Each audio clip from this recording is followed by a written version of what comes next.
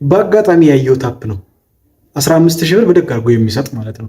በጣም እንዲገርበኝ እንደ አጋጣሚ ነው ፕሌይ ስቶር ላይ የሆነ አፕ ላወርድ ገብቼ ያንን ማስታወቂያ አየሁኝ። እንደ አድሶ ነው ምን ኔክስት ብለን የምናሳልፈው ነገር አለ አይደል? የሆነ ነገር ልንከፍት ስንል ኢንተርኔት ላይ ስንጠቀም እዛ ላይ 15,000 ብር ይበደሩ በስልኮ ብቻ ይላል። እዛ ማለት እንደ እስካም ነገር ነበር የመሰለኝ፣ ግን ላልፈው አልኩና ለምን ዳውንሎድ አድርጌ አይቼው ዲሊት ማድረግ እችላለሁ ብዬ ዳውንሎድ ያደረኩትና ስቴፖቹን ጠብቄ እስከ መጨረሻ ሄድኩኝ። አይዲ ስካን አድርግ እንደዚህ ያደርግ ሲለኝ ያደረግኩኝ 5 ደቂቃም 6 ደቂቃም አልፈጀብኝም። ከዛም በኋላ ሪኩዌስት ያደርገዋል። ሪኩዌስት ያደረግኩኝ ደህና ነኝ ፌክ ነው ምናምን ብዬ ከ25 ደቂቃ በኋላ ብሩ አካውንቴ ላይ አልገባም። በጣም ነው የገረመኝ። አሁን እናንተ እንድትሞክሩትና የሰራላችሁ ሰርቶልናል እንድትሉኝ፣ ግን ይሰራል። ከዛ በኋላ የሆነውን ደግሞ ነገራችሁ። ተበደርኩኝ። ለ15 ቀን ነው የሚለው ብድሩ የነበረው። ለ1 ወር ነበር የሚለው ብድሩ። እኔ የሞላሁት ለ15 ቀን ነው የምፈልገው ብዬ ነበር የሞላሁት። ልክ 15 ቀን ረስቼዋለሁ። ተጠቅሜው ብሩን ረሳሁት። እንደውም ጓደኞች የነገርኳቸው ምናምን ይሄማ በቃ እስካም ነው አጭበርብሬያቸዋለሁ ምናምን ብዬ ነበር ያሰብኩት። ከ15 ቀን በኋላ የብድሩ ቀን ስለደረሰ ይመልሱ የሚል ቴክስት ደረሰኝ። ያን ቴክስት አየውና ትንሽ ብርም ስለሆነ የወሰድኩት መለስኩ። በሁለተኛው ቀን ተደወለልኝ፣ በማላውቀው ስልክ ተደወለልኝና ትሩኮለር ላይ ሳይ የዛ የካምፓኒው ኔም ያሳያል። እንዴ ብዬ መልሼ ስደውል አይሰራም።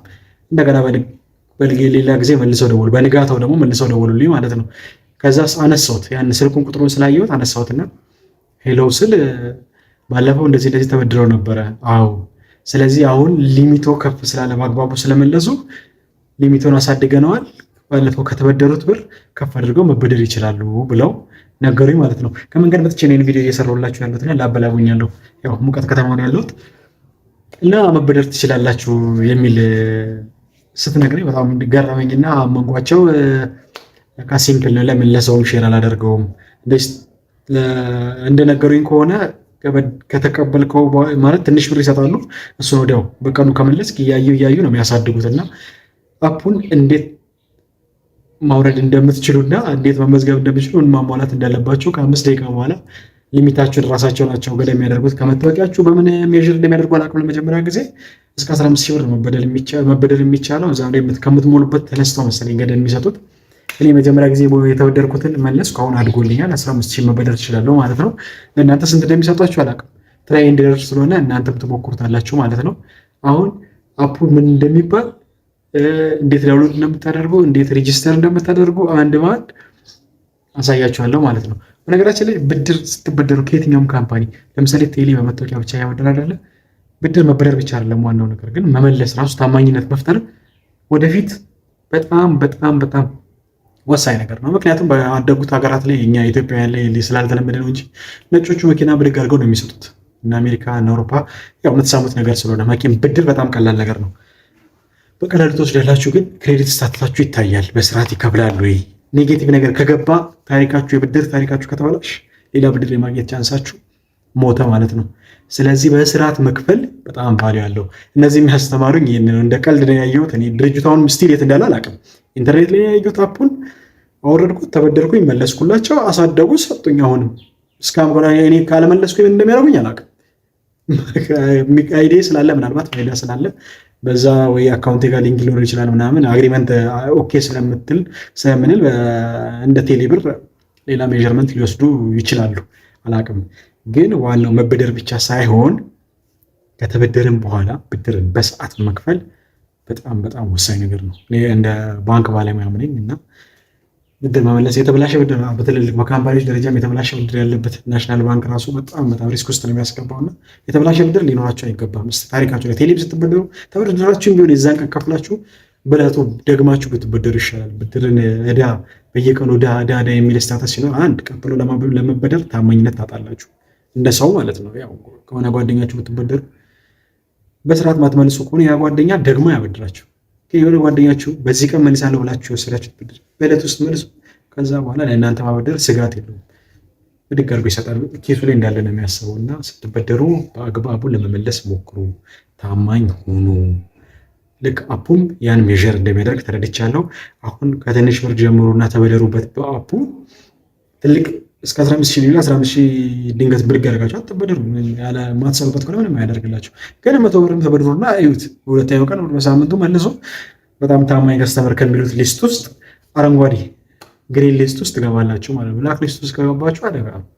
እዚህ ስታተሳችሁን አስተካክሉ። አሁን ወደ አፕሊኬሽን እንዴት እንደምታወርዱት በዝርዝር አሳያችኋለሁ ማለት ነው። ተከታተሉኝ። ያው አፑን እዚህ ጋር እንደምታዩት ማንም ማንበብና መጻፍ የሚችል ሰው ማንበብና መጻፍ ብቻ ሳይሆን ያው ታች ስልክን መጠቀም የሚችል ሰው ሁሉ ዳውንሎድ በማድረግ መጠቀም ይችላል ማለት ነው። ከፕሌይ ስቶር ላይ ግሬስ ሎን የምትል አፕ አለች። ግሬስ GRAC ሎን የምትል ራሱ ገና ስትጽፉት ይመጣል። እሱን ታወርዳላችሁ።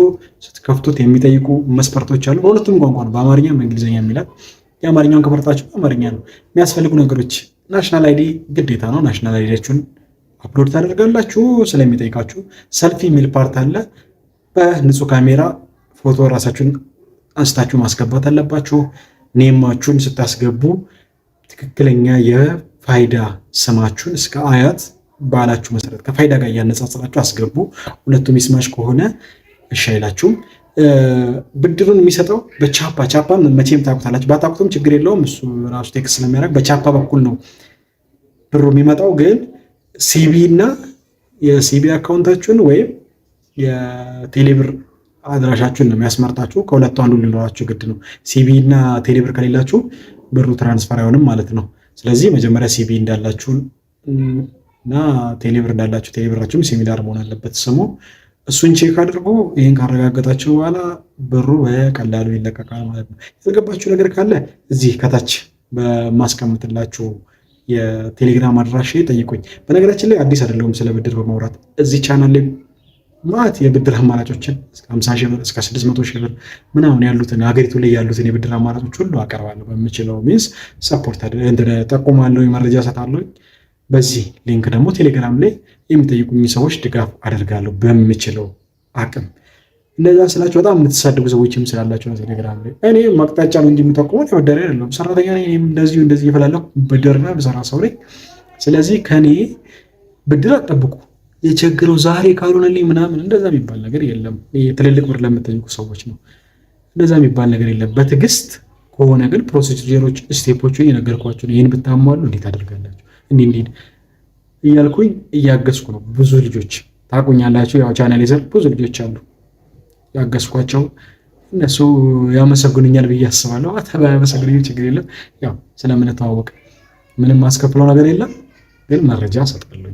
ሀገር ውስጥ ያሉ ብድሮችን መስራት ለሚፈልግ ሰው ብቻ አገዛለሁኝ። ብድር ቆሻሻ ነገር ነው፣ ተበደሩ ብዬ ማንንም አላበረታታም። መስራት ለሚፈልግና የገንዘብ ችግር ላለበት ለኑሮም ከሆነ ወዲያ መመለስ የሚችል አማራጭ ያለው እየሰራ የሆነ ሰው መበደር ያለበት። የትኛውም ሰው ብድግ ያለ መበደር የለበትም። ይሄ ኢትዮጵያ ውስጥ የተለመደ አስቀያሚ ባህል ነው። ያን ነገር ብድር ስለተገኘ ብቻ ዝም ብላችሁ ሄዳችሁ አትሳኩም። በኋላ መመለሱም ጣጣ ነው። አሁን ደግሞ ይህ ናሽናል አይዲ ከመጣ በኋላ ነገሮች ሁሉ ነው ውስብስብ የሚሉት። ኤርፖርት ብትሄድ አንጠልጥሎ ይመልሳል። 20 ብር አለብህ መልስ ብሎ። ምክንያቱም ፋይዳ ጋር አሁን ቀይ ማብራት ነው። ባስ ለመጠቀምም ሊሆን ይችላል። የሆነ መስሪያ ቤት ስትሄድም ዋርኒንግ ይመጣል። ከጥቂት ቀን በኋላ ባንኮች ሁሉ ሊንክ ይሆናሉ። ከግንቦት 6 ነው የሚለው ወደ ከሰኔ 30 በኋላ አብዛኛው የባንክ ነገር ከፋይዳ ጋር ስለሚተሳሰር ፋይዳ ማለት ሁሉ ነገር ስለሚሆን የዛኔ ትቸገራላችሁ። በሄዳችሁበት ሁሉ ቀይ መብራት እየበራ ከምትሰቃዩ ብድር ያለባችሁ በጊዜ አጠናቁ። ባገኛችሁ ብድር ላይ ሁሉ አትሰኩ ለማለት ነው። እዚህ 15,000 ብር ላይ ግን ካላገኛችሁት ጠይቁኝ፣ 100% አሰጣችኋለሁ። ስልካቸውም አልክ እምቢ ካሏቸው ለኢንዲቪጁዋል ቴሌግራም ላይ ለሁላቸው የድርጅቱን ስልክ እሰጣችኋለሁ። ምክንያቱም እየደወሉልኝ ተበደር ስላለኝ።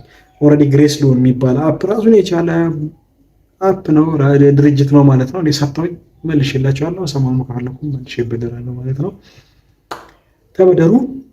ግሬስ ሎን ይመቻችሁ። ቴሌግራሜን ጆይን ማድረግ እንዳትረሱ።